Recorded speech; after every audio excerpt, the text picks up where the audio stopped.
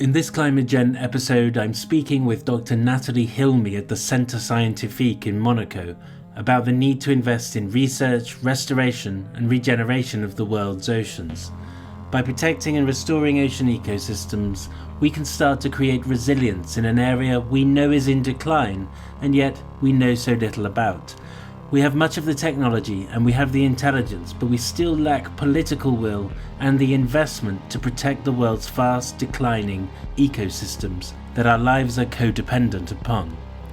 In the next pre-COP episode, I'm also speaking with Professor Jason Box to highlight his new work around the zombie ice on Greenland's ice sheet that is already committed to rising global sea levels this century and is not included in any of the climate models that we depend on for policy making. I'll be catching up with both Nathalie and Jason, among many others, during week 2 at COP27 in Sharm el-Sheikh. This is being dubbed the African COP, to draw attention to the world's most vulnerable societies in the global south. We are striving for a global loss and damage fund that even you and I may be in need of in the rapidly advancing onset of extreme climate impacts. Thanks for listening. You can support my work via Patreon and on GenCC. Please do subscribe and leave feedback on any of the channels where you listen and watch this content. Nathalie, the heat waves in 2022 have largely drawn attention to the atmospheric and land surface temperatures, but sea surface temperatures in places like the Mediterranean have been very high too. Can you tell us what impact this has had on heated areas? Yes, in fact, climate change is everywhere.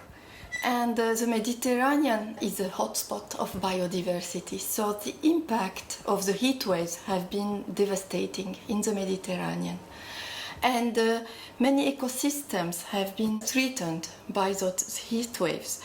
If we consider that the heat waves in the Mediterranean is affecting, for example, corals and seagrass and other cnidarians, this is very difficult to understand, and the impact will be very, very high. These anomalies this year have been very high. If that continues, what would be the impact on this sort of region? It will happen like in Australia. The Great Barrier is bleaching. So if the heat waves became the norm in the Mediterranean, we can imagine that many ecosystems will be impacted. Okay. How resilient are marine ecosystems to this kind of warming? In fact, the heat waves are causing massive mortality of ecosystems. And the resiliency of those ecosystems is not proven. So what is happening now that they will be impacted, some of them will disappear, and some of them will increase, like algal bloom, and this is very bad for the Mediterranean ecosystems. As the atmospheric temperatures rise, is there a threshold that you think we might see the accelerated and expanded ecosystem collapse? In fact, the frequency, intensity, and the incidence of the heat waves will determine the consequences. We're hearing a lot about blue carbon with regard to ocean regeneration and protection. Can you give us a brief definition of what we mean by blue carbon? Yes, so blue carbon is a carbon captured by the vegetated coastal ecosystems like salt marshes, seagrass and mangroves, but also what is sequestered in the open ocean from the surface to the deep sea. Are we doing enough at the moment in terms of building resilience and conservation of existing marine ecosystems? Obviously not. What is really missing is the political will and the sense of urgency. And this is really missing. We have the valuation. We know that blue carbon is important. We have the regulation. Everything is here. We have the technology. What is missing is the really sense of urgency. It is urgent to do something. Okay, and given that the oceans cover 70% of the planet and it's a complex, largely undiscovered territory, from your experience, what should we do next in terms of our efforts to protect the oceans? We need the finance. You know, if we can have marine protected areas, But if we don't have the finance, there is something missing. And to have the finance, we have the Article 6 of the Paris Agreement, which has been ratified in Glasgow, the last COP, Yes. the COP26. And now what is missing is the real will, the political will to do something. And let's say we protect large parts of the ocean. Even if we do that and the actual climate is changing, then we still have changes going on within those ecosystems. Are you saying that we need to be able to understand more what's going on before we can start trying to protect them further? The deep sea is not well known. And we know that the carbon is sequestered in the deep sea. If we go and explore and extract the minerals and the fossil fuel which is in the deep sea, we are disturbing those ecosystems and we don't know what is happening. So we need more science to take the decision. Okay, so extracting from the deep sea is stupid. My word, not yours. But if we actually research this and we know that this is a massive store of carbon, do you think that there's a huge role for the oceans to play in actually bringing down atmospheric concentrations from where they are at the moment? Yes, what we know, the ocean already moderates global warming by absorbing 93% of the excess heat and 26% of the excess CO2 from the atmosphere. And this is more sequestered in the deep sea. Yeah. And we need to know what is going on before going and exploring what is in the deep sea. Okay. And you're going to be at COP27. Do you feel energized and hopeful when you've been at COP26 and you see these things emerging? Do you see progress being made? Yes, the progress is here. What is interesting is the COP27 is in Sharm el-Sheikh in Egypt, which is a developing country. So you know that one important concept is climate justice. And we need now to develop financial tools to have the money coming from developed countries to the developing world to help them to adapt and to mitigate climate change. Okay, so this is a massive issue, and I know this is going to be prevalent at COP27, this climate justice issue. Are you saying that we need specific funds going into the ocean research and protection? Yes, maybe we need to create a sovereign wealth fund and to protect the ocean. And this fund will serve to protect, restore and regenerate the ocean ecosystems. And is that something that's being talked about here at this research centre? This is a new idea that we are trying to promote in this centre. Okay, and where is it at the moment? Have you got a plan? Is there any funds in there at the moment? Not really. For the moment, it's still a research idea that we are trying to push into the politics. Okay, and is this something you'll be doing at COP27? Yes, I will be there on the Pavilion Science with IPCC and the Foundation Mary, and I hope we can propose something to be acceptable. Do you think there is a case for creating blue carbon markets and that these could be accurately accounted for in terms of, you know, whether the on land carbon is susceptible to burning or collapse or whatever? We have the valuation. We can already know how much the mangroves, for example, are sequestering. And we can put a value, a monetary value on it. So it can go to the market. The markets are here.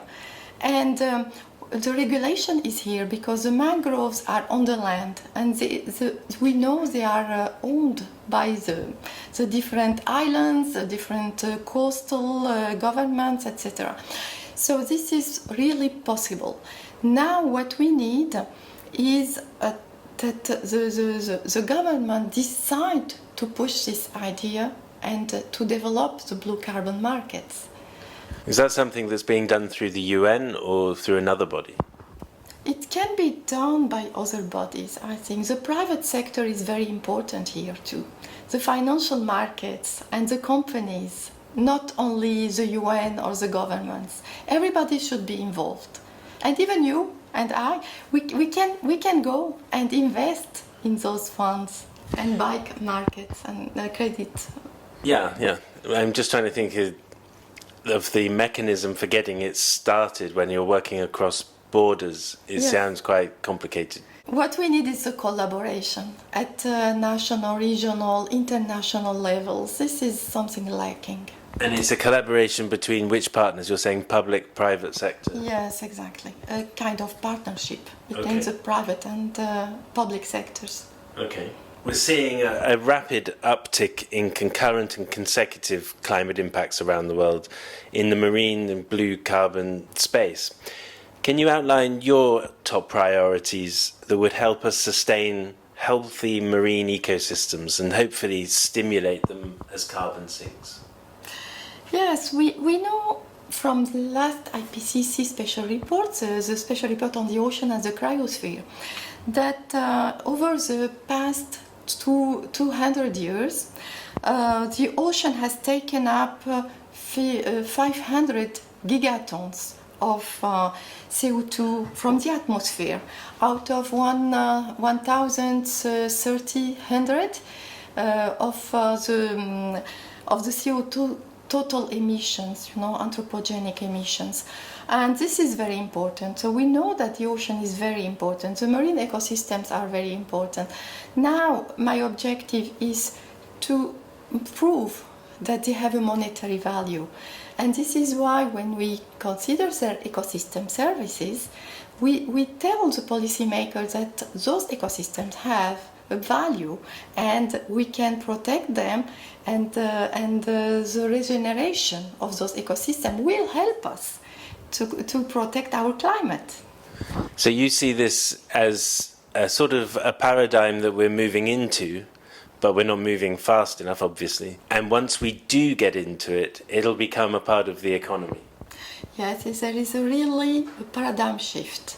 We have to protect the nature, and the nature will protect us. So this is something very important. We cannot consider the economy without the nature. So this is something now understood. And we have to transform our way of thinking. And if we, as citizens, already transform, I think we can push the policymakers to transform their vision too. Okay. And you said that out of 1.3 trillion tons of emissions, the oceans have sequestered 500 billion tons. And how stable are these carbon sinks? Because are they declining? Are we at risk of overstretching them and breaking them down? Or are they quite resilient and we've still got a long way to go? Yeah, the difference with the forest, when the carbon is sequestered in the ocean, it's for millennia. In the forest, it's for hundreds of years. So in the ocean, it's more stable, but we have to protect those ecosystems. The sequestration is when it's locked up at the bottom, Yes. but the ecosystem is the mechanism that does the locking up, and that's very important for people to understand, I think. Exactly. If we want, to make those ecosystems more resilient, we can also help the local communities and the indigenous people, because we can move the money that we have from the carbon markets and we give them to those people for their livelihood. And this is very important too. Okay. And if we zoom in on one of these kinds of ideas, I know that you're doing a project with Chile that involves whales. Is this something like one small part of a big jigsaw of projects? Could you talk a little bit about that and how it works? Yes, the Foundation Mary with the Ministry of Environment in Chile, I have a project, a very important project called the Blue Boat Initiative. And they are putting buoys in the Gulf of Corcovado to protect the whales. So the boats are not going to hit the whales. They know that the whales are here, and they will maybe change their way, and they will navigate differently. Okay. Can you tell us a little bit about the ecosystem services that corals provide? Because you've got a fantastic research laboratory here with corals. Yes, the Monaco Research Center is working on the corals and the coral reefs. And in my section, I'm studying their ecosystem services. For example, corals are very important for the fisheries. And this is important, as you know, for the food security. And also, thanks to the corals, the tourists come to the country. They have their monetary currencies, and it is very useful for the countries. And then it's also important for the coastal protection, because when you have the corals, the coral reefs, and they protect from the waves, from the wind, etc., and the coasts are protected from the erosion. Okay. And we hear a lot about the Great Barrier Reef, and you mentioned it earlier, and it's kind of become emblematic of a dying reef. How significant is this? I know, as a global symbol, it's very significant. But is it really dying? Can it be saved? Is there lessons to be learned? Yes, we can still do something for the coral reefs. They are dying. This is a fact. Because of the global warming, because of ocean acidification. We know that the coral are bleaching, and some of them are dying already. But we can still do something.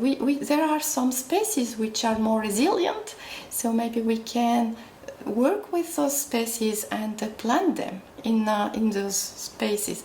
But what we need is a healthy environment to have those corals growing. Yeah, okay. Well, look, it's been fantastic to speak to you. Thank you very much. And no doubt we'll speak to you again at COP27. Thank you. See you at COP. Thanks again for listening. If you are interested to help support this series and help expand the discussion around climate topics, then please do consider backing my channel via Patreon. It will help me produce more content, and you will also gain access to more expert interviews. It would be great to engage more with audiences too and understand your views on these topics.